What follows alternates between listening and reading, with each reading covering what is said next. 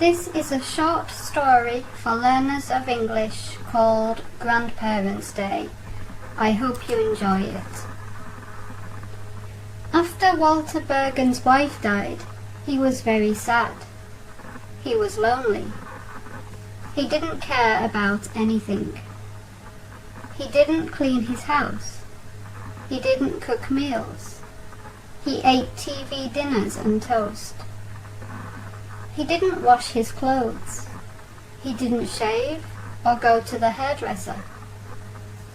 His daughter, Melanie, was very worried about him. She drove to his house and said, "Dad, this is no good. You can't stay here. Come and live in our house." "I don't want to live in your house," said Walter. "I am okay. Go away." Melanie was worried, but her father was very angry, so she went away. One day, a few weeks later, Walter walked to the supermarket. He bought TV dinners and bread. He walked out of the supermarket. He walked across the road. He didn't look to the left or the right. A car hit him. The ambulance came and took him to the hospital. Melanie came to the hospital. "Dad," she shouted, "you will not live alone. You will come to our house." Walter went to Melanie's house. Melanie's husband's name was Roger. He was not happy. "Your father is dirty. He is always angry. Why is he living in our house?" "He is my father," said Melanie. "He is old. He is unhappy. He must stay here." "I understand," said Roger. Melanie and Roger's daughter was called Rosa. She was 9 years old. One night, while they were eating dinner, Melanie said, "Tomorrow, Rosa's school has Grandparents' Day." "What is Grandparents' Day?" asked Walter. "The children's grandparents go to the school.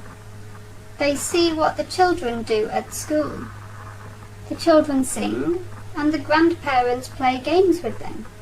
It is very nice," said Melanie. "I am Rosa's grandfather," said Walter. "I will go to Grandparents' Day." Rosa jumped up. She ran away from the table. She went to her bedroom. Later, Walter was going to bed. He walked past Rosa's bedroom. She was crying. Walter heard Roger's voice. "Rosa," he said, "stop crying." "No," shouted Rosa. "My grandfather is dirty. He smells bad. He doesn't clean his clothes. He is always angry. I don't want him to come to my school. The other children will laugh at me." "Rosa," said Roger, "many children have no grandparents. You are lucky. You have a grandfather. If Walter wants to come to your school, it is a good thing." Walter went to his bedroom. The next morning, Rosa did not want to go to school. "My grandfather is not nice. I don't want him to come to my school." "You will go to school," said Melanie. The grandparents came to Rosa's school at 1 p.m. The students went to the school hall. All the children ran to find their grandparents. Rosa waited by the door. She looked all around the school hall, but she couldn't see her grandfather. "Where is he?" she thought. "Maybe he didn't come." There was one man who was alone. He was wearing a suit and tie. His shoes were very shiny.